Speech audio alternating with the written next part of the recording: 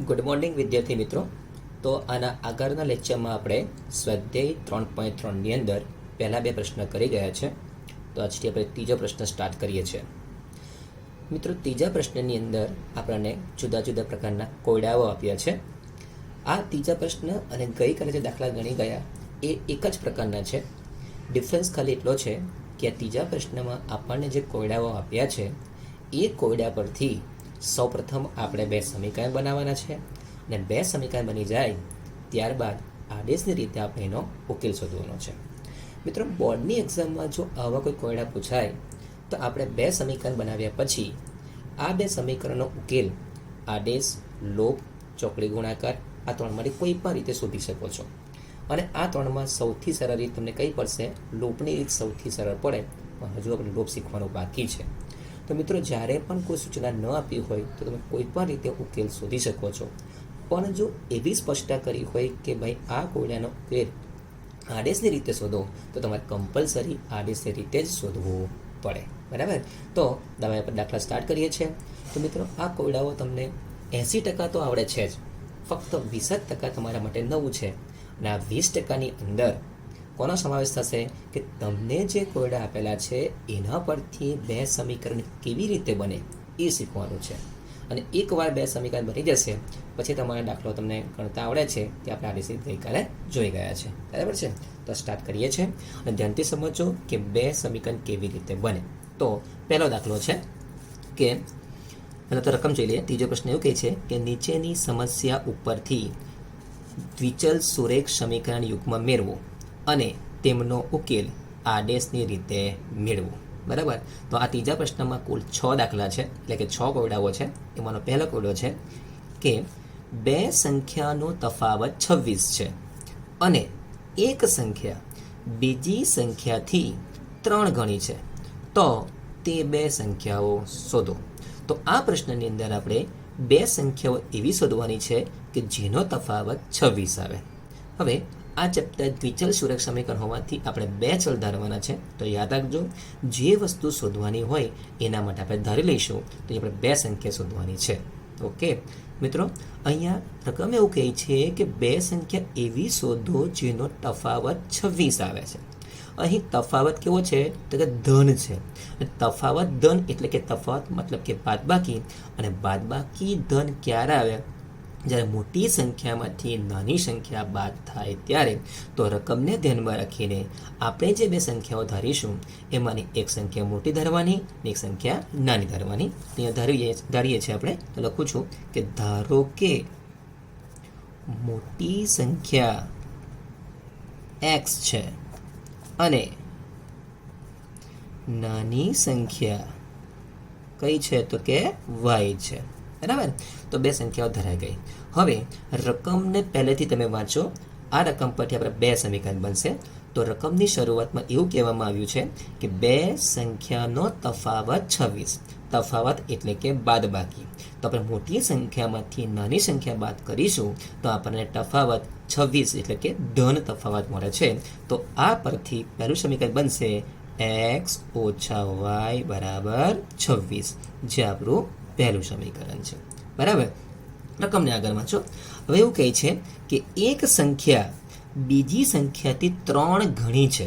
એટલે કે બે સંખ્યાઓ પૈકી એક સંખ્યા બીજી સંખ્યા કરતાં 3 ગણી છે. તો કઈ સંખ્યા 3 ગણી હશે? કે જે મોટી સંખ્યા છે, સીધી વસ્તુ એ જ 3 ગણી હોવાની. તો આપણી પાસે મોટી સંખ્યા કઈ છે તો કે x છે, નાની સંખ્યા કઈ છે તો કે y છે. હવે વાક્યરચના પ્રમાણે રકમ એવું કહે છે કે આ જે x છે એ y કરતાં 3 ગણા છે. એનો અર્થ એમ થાય કે આ એક્સને 3 વડે ગુણેલા જ છે પણ આપણને દેખાતા નથી, એ ઇનવિઝિબલ છે. બરાબર? તો હાલની કન્ડિશન જોવા જઈએ તો આ બંને ઇક્વલ તો નથી જ, આપણે ઇક્વલ બનાવવા પડશે. અને ઇક્વલ બનાવવા માટે મિત્રો ખાસ કાળજી રાખજો કે અહીંયા એવું કહેવામાં આવ્યું છે કે એક્સ એ વાય કરતાં 3 ગણા છે.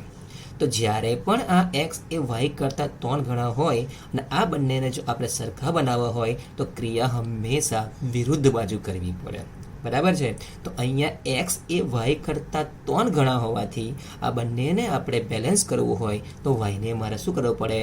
3 વડે ગુણવા પડે. મિત્રો, આ બાબતની ખાસ કાળજી રાખજો.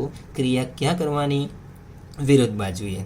ક્રિયા કરતી વખત જો ઘણા કહે તો ગુણવાના, ભાગ કહે તો ભાગવાના, ઓછા કહે તો બાદ કરવાના, વધારે કહે તો ઉમેરવાના, પણ કઈ તરફ તો કે વિરુદ્ધ બાજુએ.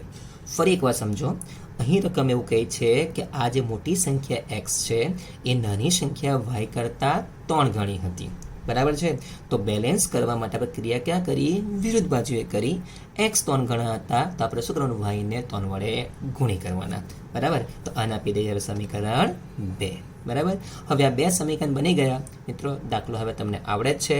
તો આપણે આદેશ રીતનો ઉકેલ શોધીએ. તો હવે શું કરીશું આપણે કે આ સમીકરણ 2માં જે x ને સૂત્ર કરતા બનાવેલા છે એ કિંમતો ક્યાં મૂકી દઉં? સમીકરણ 1માં મૂકું છું. બરાબર. તો આપણે સમીકરણ 2 ની કિંમત સમીકરણ 1માં મૂકીએ છીએ.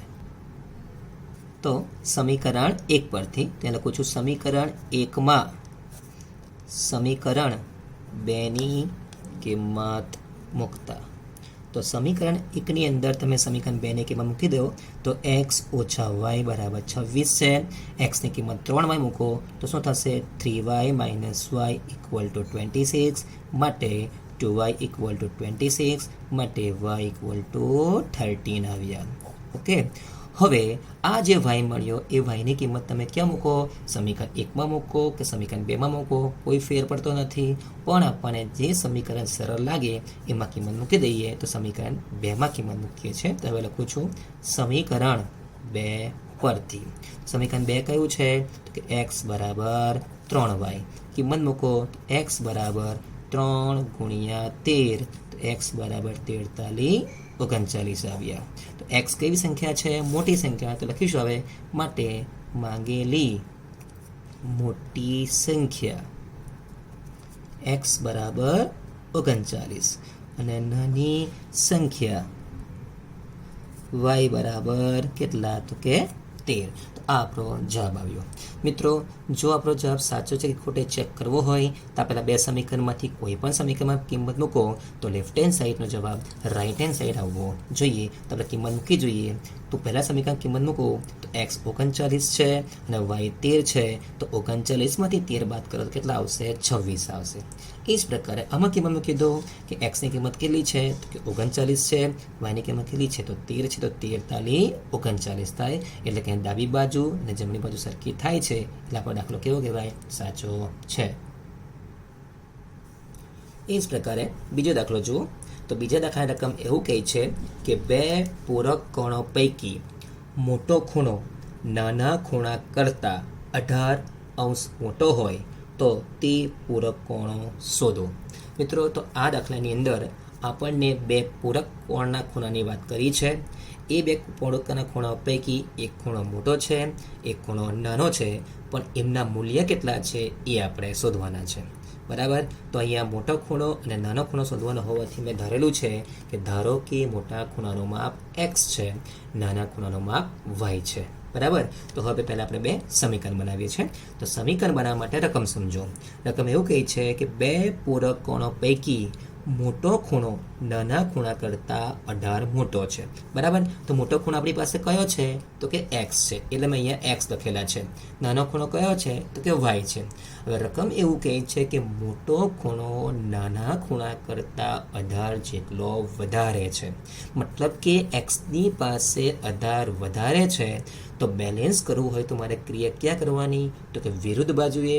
તો x પાસે 18 વધારે હોવાથી મેં જમણી બાજુ y ની અંદર 18 ઉમેરી દીધા. તો સમીકરણ શું બન્યું? x બરાબર y વત્તા 18 પરિણામ 1 આવ્યું. બરાબર. આ બીજું સમીકરણ બનાવીએ કે તમને જે 2 ખૂણા આપ્યા છે એ કયા ખૂણા છે? તો કે પૂરક કોણ. તો પૂરક કોણના ખૂણાની વ્યાખ્યા શું છે? તો કે જે 2 ખૂણાઓના માપનો સરવાળો 180° થાય તે 2 ખૂણાઓને પૂરક કોણની જોડના ખૂણા કહે છે. બરાબર. તો અહીંયા 2 ખૂણા કયા આપ્યા છે? x અને y. અને આ 2 પૂરક કોણના ખૂણા હોવાથી એમનો સરવાળો કેટલો થશે? તો કે 180 થશે. તો એ કારણથી બીજું સમીકરણ બન્યું x વત્તા y બરાબર 180. બરાબર. હવે આપણે આગળ જોઈ ગયા તે મુજબ આ 2 સમીકરણનો ઉકેલ આ રીતે શોધીએ છીએ. તો મેં સમીકરણ 2ની અંદર સમીકરણ 1ની કિંમત મૂકેલી છે. તો સમીકરણ 2 પરથી x વત્તા y બરાબર 180 આની અંદર જ્યાં પણ એક્સ દેખાય તો કેટલા લખી દો, વાય વત્તા 18 લખી દો. પછી સાદુરૂપ આપતા આપણને આવડે છે તો સાદુરૂપ આપ્યું તો સાદુરૂપ આપતા આપણને વાય કેટલા મળ્યા, 81 મળ્યા. બરાબર ને હવે આ વાયની કિંમત આપણે સમીકરણ 1માં મૂકી છે. તો સમીકરણ 1 છે એક્સ બરાબર 81/18. એક્સ કેટલા આવ્યા, 99 આવ્યા. બરાબર. તો આના પરથી કહી શકીએ કે માંગેલ પૂરકોના ખૂણાઓના માપ કયા કયા છે તો કે 99 અને 81 છે. એ જ પ્રકારનો ત્રીજો દાખલો છે.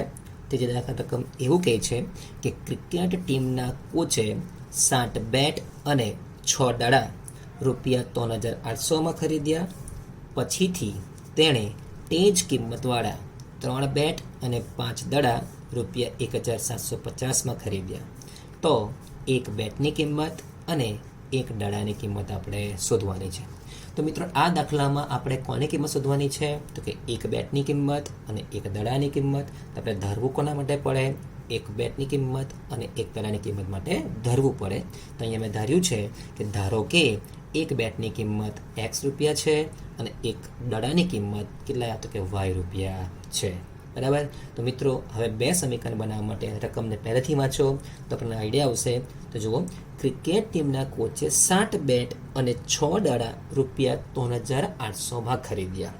એટલે કે 60 બેટ અને 3 દડા ખરીદે તે 3800 રૂપિયા ચૂકવશે. બરાબર છે.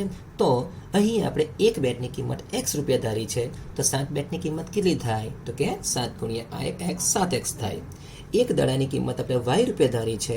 તો 6 દડાની કિંમત કેટલી થાય તો કે 6y. તો આના પરથી સમીકરણ શું બને, 7x + 6y બરાબર કેટલા ચૂકવ્યા તો કે 3800 ચૂકવ્યા. એ જ પ્રકારે બીજું સમીકરણ બનશે કે 3 બેટના 3x, 5 દડાના 5y, 1750 ચૂકવ્યા. તો રકમ શું બને, સમીકરણ શું બને, 3x + 5y બરાબર 1750. તો હવે આપણી પાસે બે સમીકરણ છે. પહેલું સમીકરણ 7x + 6y બરાબર 3800. બીજું સમીકરણ 3x + 5y બરાબર 1750. આપણે હવે આદેશ રીતે ઉકેલ શોધીએ છીએ. તો અહીં મેં સમીકરણ 2 પસંદ કર્યું. સમીકરણ 2 પરથી મેં એક્સને સૂત્ર કરતા બનાવ્યા. તો એક્સનું મૂલ્ય આવ્યું 1750 ઓછા 5y/3. એને પરિણામ 3 આપ્યું. હવે આ કિંમત આપણે ક્યાં મૂકવાની, સમીકરણ 1માં. તો લખ્યું છે સમીકરણ 1 પરથી. તો આપણી પાસે સમીકરણ 1 છે 7x + 6y બરાબર 3800. આ સમીકરણમાં જ્યાં પણ આપણને એક્સ દેખાય ત્યાં એક્સની કિંમત મૂકી દો. તો એક્સની કિંમત મૂકી છે અહીંયા આપણે. ત્યારબાદ મેં સાદુરૂપ આપ્યું. સાદુરૂપમાં સૌપ્રથમ 3 લસા કાઢ્યો છે. તો 7 કૌંસમાં 1750 ઓછા 5y વત્તા લસા 3 હોવાથી 6 × 18y/3 બરાબર 3800 થયા. પછી મેં ક્રોસ ગુણાકાર કર્યો છે. ક્રોસ ગુણાકાર કરી દીધો, અહીંયા કૌંસ છોડી દીધા. ત્યાર પછી સાદુરૂપ આપ્યું. તો સાદુરૂપ આપતા આપણને વાય કેટલો મળ્યો તો કે 50 મળ્યો. હવે આ વાયની કિંમત આપણે સમીકરણ 3માં મૂકીએ છીએ. તો લખ્યું છે સમીકરણ 3 પરથી. તો સમીકરણ 3માં જ્યાં પણ આપણને વાય દેખાય તે 50 મૂકી દો. તો સમીકરણ 3 પરથી x બરાબર 1750 ઓછા 5y અને વાયની જગ્યાએ મેં 50 લખ્યા છે /3. પછી સાદુરૂપ આપ્યું. તો સાદુરૂપ આપતા x કેટલા મળ્યા આપણને 500 મળ્યા. બરાબર. તો આનો અર્થ એમ થયો કે એક બેટની કિંમત x બરાબર 500 રૂપિયા અને એક દડાની કિંમત y બરાબર 50 રૂપિયા છે. તો હવે આપણે ચોથો દાખલો જોઈએ છે. ચોથા દાખલા રકમ એવું કહે છે કે એક શહેરમાં ટેક્સીનું ભાડું નિશ્ચિત ભાડા અને અંતરના પ્રમાણમાં સંયુક્ત રીતે લેવાય છે. 10 કિલોમીટરના અંતર માટે ₹105 અને 15 કિલોમીટરની મુસાફરી માટે ₹155ની ચૂકવણી કરવી પડે છે. તો નિશ્ચિત ભાડું કેટલું અને પ્રતિ કિલોમીટર કેટલા દરે કિંમત ચૂકવવી પડે અને આ બાકીની રકમ આપણે પછી જોઈએ છે. તો મિત્રો સૌપ્રથમ તો આપણે રકમને સમજીએ છીએ. તો રકમ એવું કહે છે કે એક શહેરમાં ટેક્સીનું ભાડું નિશ્ચિત ભાડા અને અંતરના પ્રમાણમાં સંયુક્ત રીતે લેવાય છે. એનો અર્થ એમ થયો કે જ્યારે પણ આપણે કોઈક જગ્યાએથી બીજી જગ્યાએ જતા હોય અને આપણે ટેક્સીમાં બેસતા હોય તો ટેક્સી ડ્રાઈવર પહેલાં પણ એવું કહેશે કે ભાઈ હું પહેલાં નિશ્ચિત ભાડું તો લઈશ જ. આ નિશ્ચિત ભાડાનો અર્થ એમ થાય કે તમે એકવાર ટેક્સીમાં બેસો અને એને જે નિશ્ચિત ભાડું નક્કી કર્યું છે એ તમારે આપવું પડે જ, અને ત્યારબાદ તમે ટેક્સીમાં કેટલા કિલોમીટર અંતર કાપો છો તો એ કાપેલા કિલોમીટર દીઠ તમારે ભાડું ચૂકવવું પડે.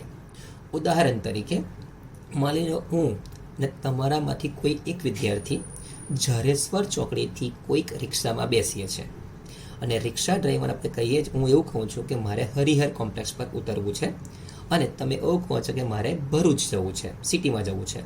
તો રિક્ષા ડ્રાઈવર એવું કહેશે કે હું નિશ્ચિત ભાડું તો તમારી પાસેથી 2 રૂપિયા લઈશ જ, ને ત્યારબાદ તમે જેટલું આ કિલોમીટર અંતર કાપો એ કિલોમીટર દીઠ તમારે મને 5 રૂપિયા આપવા પડે. તે એનો અર્થ એમ થાય કે માની લો કે ઝારેશ્વર ચોકડીથી હરિહર કોમ્પ્લેક્સ જો 2 કિલોમીટર દૂર હોય તો મારે કેટલા ચૂકવવા પડે?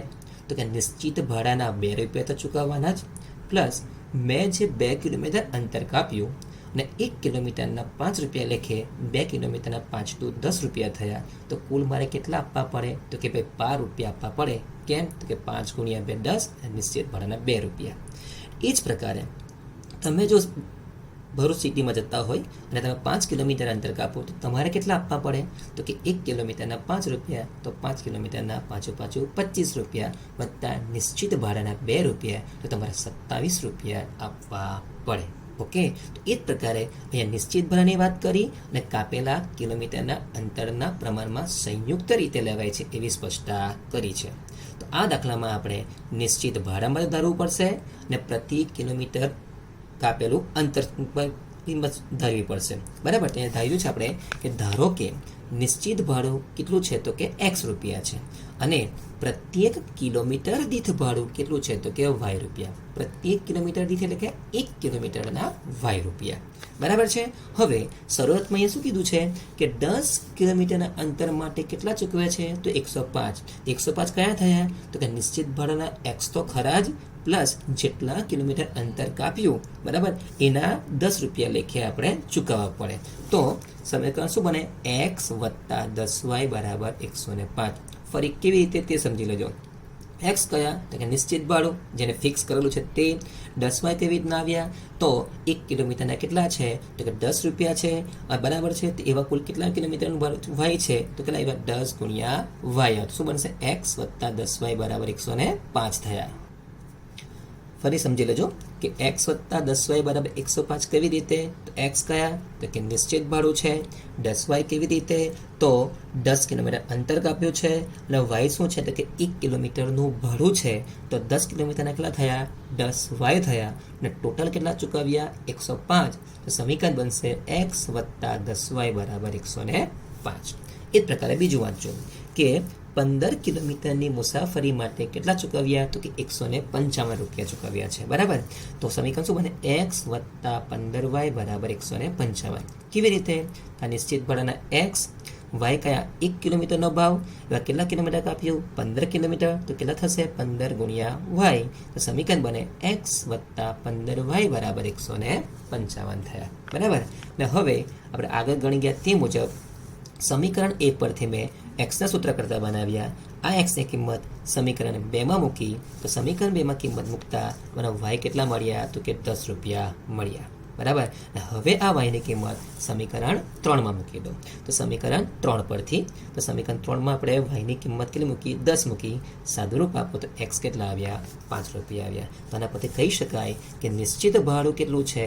તો કે એક્સ બરાબર 5 રૂપિયા ને પ્રતિ કિલોમીટર દીઠ ભાડું કેટલું છે? તો કે 10 રૂપિયા છે. ઓકે, હવે રકમને આગળ જોઈએ. તો રકમ આગળ એવું કહે છે કે મુસાફરે 25 કિલોમીટરની મુસાફરી માટે કેટલું ભાડું ચૂકવવું પડશે? તો હવે આપણી પાસે નિશ્ચિત ભાડું પણ છે તેમજ કિલોમીટર દીઠ ભાડું પણ છે. તો 25 કિલોમીટર માટે કેટલા ચૂકવશે? તો નિશ્ચિત ભાડું જે એક્સ છે એ એક્સની કિંમત કેટલી છે આપણી પાસે? તો કે 5. તો એક્સ તો તમારે 5 રૂપિયા ચૂકવવા જ પડે. તેમજ 1 કિલોમીટરનો ભાવ કેટલો છે? 10 રૂપિયા છે. તો 25 કિલોમીટર કેટલા? તો કે 25 ગુણ્યા 10 તો કેટલા? 250 ને વત્તા પહેલા કયા? નિશ્ચિત ભાડાના 5 તો કેટલા આવ્યા? 255 રૂપિયા ચૂકવવા પડે. તો તે જોઈ લેજો. તે લખ્યું છે કે 25 કિલોમીટરની મુસાફરી માટે ચૂકવવું પડતું ભાડું કેટલું એક્સ વત્તા 25y. એનો અર્થ શું થાય? નિશ્ચિત ભાડું વત્તા 25 કિલોમીટરના અને વાય રૂપિયા ભાવ છે. આની અંદર એક્સ અને વાયની કિંમત મૂકી દો. તો એક્સની કિંમત 5 છે, વાયની કિંમત 10 છે. તો સાદુરૂપ આપો તો 5 વત્તા 250 તો કેટલા આવ્યા? 255 રૂપિયા થાય. મિત્રો, તો આ કોયડાઓની તમે બરાબર ધ્યાનથી પ્રેક્ટિસ કરજો. મહેનત ખાલી તમને સમીકરણ બનાવવામાં જ થશે અને એકવાર જો સમીકરણ બની જશે પછી આગળની બધી પ્રોસેસ તમને આવડે છે.